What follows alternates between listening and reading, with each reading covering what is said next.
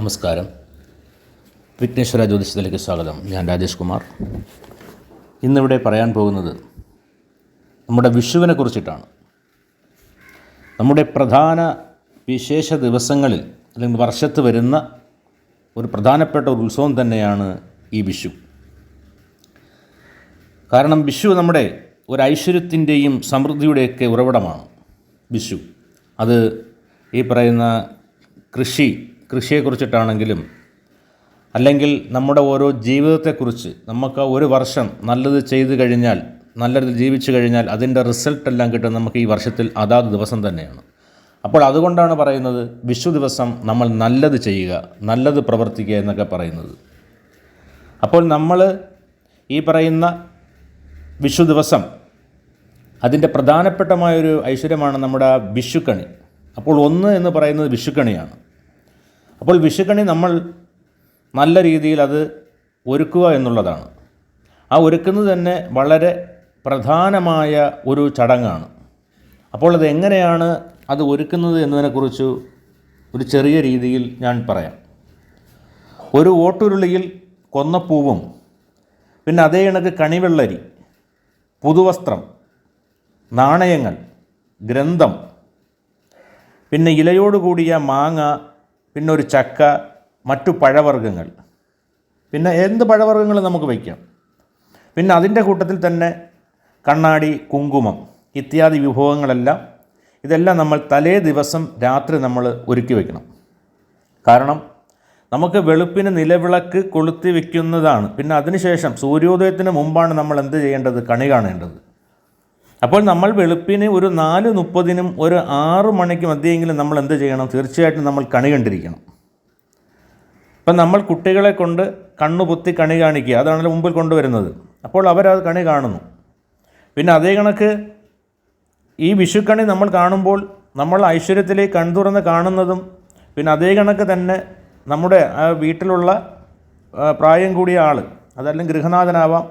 അപ്പോൾ നമുക്ക് ഐശ്വര്യത്തോടു കൂടി നമുക്ക് ആ വിഷു കൈനീട്ടം നൽകുന്നത് വളരെ അവിസ്മരണീയമായൊരു ചടങ്ങാണ്.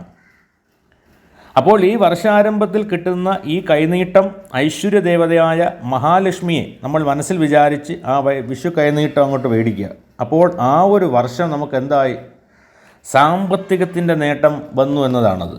ഇപ്പം മുതിർന്നവരെ സംബന്ധിച്ചിട്ടാണെങ്കിലും അല്ലെങ്കിൽ കൊച്ചു കുട്ടികളെ സംബന്ധിച്ചിട്ടാണെങ്കിലും എല്ലാവരെ സംബന്ധിച്ചിട്ടും നമ്മൾ മഹാലക്ഷ്മി പ്രാർത്ഥിച്ചിട്ട് നമ്മൾ മേടിക്കുക.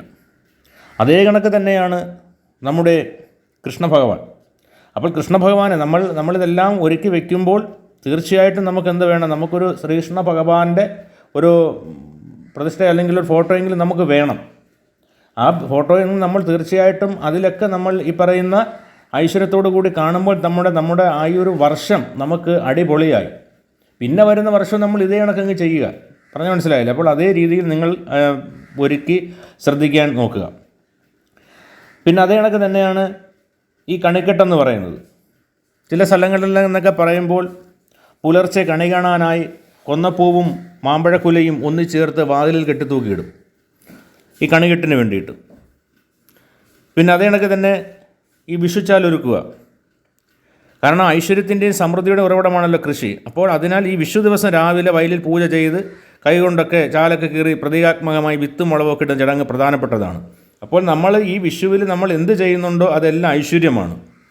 അതാണ് കൃഷിക്കൊക്കെ വളരെയധികം നേട്ടം. ഈ പറയുന്ന പഴവർഗ്ഗങ്ങളാണെങ്കിലും അല്ലെങ്കിൽ ചക്കയായാലും അല്ലെങ്കിൽ മാങ്ങയായാലും ഇത് എല്ലാത്തിൻ്റെയും കാര്യം. പിന്നെ അതേ കണക്കാണ് വിഷുവല്ലി.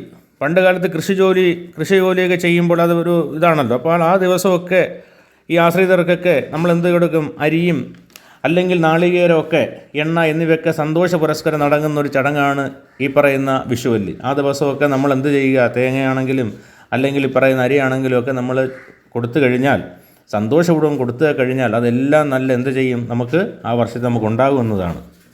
പിന്നെ അതേ കണക്ക് വിഷുക്കഞ്ഞിയൊക്കെ എന്ന് പറഞ്ഞു കഴിഞ്ഞാൽ നമ്മൾ ശർക്കരയും തേങ്ങ അരിയൊക്കെ കൊണ്ട് ചേർത്തുണ്ടാക്കുന്ന വിഭവങ്ങളൊക്കെ നമ്മൾ അങ്ങോട്ട് കൊടുത്തുപോയി കഴിഞ്ഞാൽ ഇതൊക്കെ പാവപ്പെട്ടവരും അല്ലെങ്കിൽ അല്ലാത്തവരൊക്കെ ഐശ്വര്യത്തോടു കൂടി ഒത്തൊരുമിച്ചിരുന്ന് കഴിച്ചാൽ, ഈ വിഷുകഞ്ഞി കഴിച്ചാൽ അതൊക്കെ വളരെ ഐശ്വര്യപ്രദായകമാണ്. ഇതൊക്കെ പല സ്ഥലങ്ങളിലും നടന്നു വരുന്നൊരു കാര്യങ്ങളാണ്. പിന്നെ അതേ കണക്ക് തന്നെ കണിവിളി. ഈ വിഷുദിനം കുട്ടികൾ കണി കണ്ടതിന് ശേഷം കണിയേ എന്ന് ചേർത്തൊക്കെ വിളിച്ച് കണിയേ എന്ന് പറഞ്ഞ് വിളിച്ചു പോകും. അപ്പോൾ ഇത് വിളിച്ചു പോകുമ്പോൾ അവർക്ക് അവിടെ ചെല്ലുമ്പോൾ അവർക്കൊരു കൈനീട്ടം മുതിർന്നവർ കൊടുക്കും. അതൊക്കെ വാങ്ങുന്ന ഒരു ആചാരമാണ്.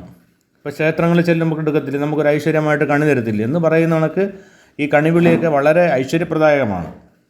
അതേ കണക്ക് തന്നെയാണ് കണിയപ്പം. കുട്ടികളൊക്കെ ആർത്ത് വിളിച്ച് അതും വീടാന്തരമൊക്കെ കയറി ഇറങ്ങി വരുമ്പോൾ വീട്ടുകാർ അവർക്ക് നൽകുന്ന ഒരു പലഹാരമാണ് കണിയപ്പം എന്ന് പറയുന്നത്.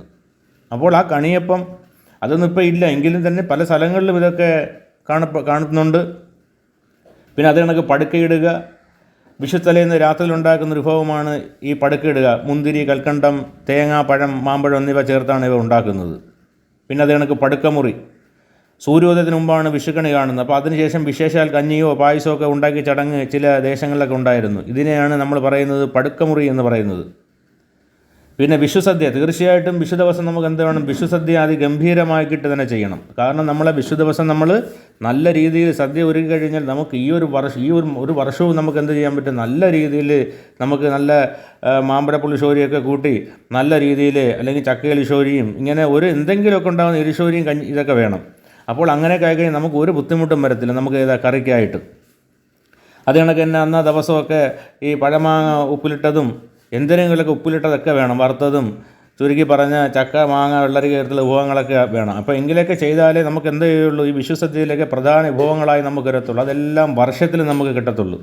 അപ്പോൾ അതൊക്കെ ശ്രദ്ധിച്ച് വിഷു ദിവസം നമ്മൾ കണി കണ്ടാൽ മാത്രം പോരാ, ആ കണി കാണുമ്പോൾ നമ്മൾ ഓരോ കാര്യങ്ങളും നമ്മൾ ചെയ്യണം. ആ ദിവസം നമ്മൾ പിള്ളേരെ വഴക്ക് പറയാനോ അല്ലെങ്കിൽ മുതിർന്നവരെ വഴക്ക് പറയാനോ പരസ്പരം വഴക്ക് കൂടാനോ അതൊന്നുമില്ലാതെ നല്ല രീതിയിൽ ജീവിക്കാൻ നോക്കണം. അപ്പോൾ അങ്ങനെ നമ്മൾ നല്ല രീതിയിൽ ജീവിച്ചു കഴിഞ്ഞാൽ നമുക്ക് നല്ല രീതിയിൽ സർവേശ്വരൻ കൃഷ്ണ ഭഗവാൻ നമുക്ക് ഐശ്വര്യം തരുമെന്നത് തന്നെയാണ്.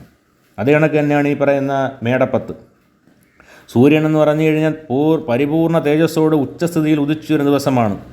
അതാണ് ഏറെ പുണ്യ ദിവസമായി ഈ ദിനം കണക്കാക്കപ്പെടുന്നത്. സർവ്വദോഷ പരിഹാരങ്ങൾക്കും ഏതൊരു ശുഭകാര്യങ്ങൾക്ക് എന്തിനും തുടങ്ങാൻ പറ്റിയ ഒരു സമയമാണ്, അത്യുത്തമമായിട്ടുള്ളൊരു സമയമാണ് ഈ പറയുന്ന മേടപ്പത്ത്.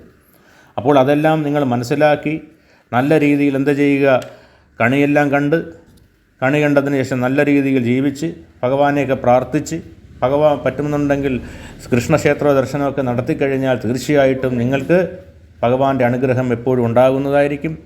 അപ്പോൾ ഈ വിഷുദിനം നിങ്ങൾക്ക് നല്ല ഐശ്വര്യവും സമ്പൽ സമൃദ്ധിയും എല്ലാം ഉണ്ടാവട്ടെ എന്ന് കൃഷ്ണഭഗവാനോട് പ്രാർത്ഥിക്കുന്നു. നന്ദി, നമസ്കാരം.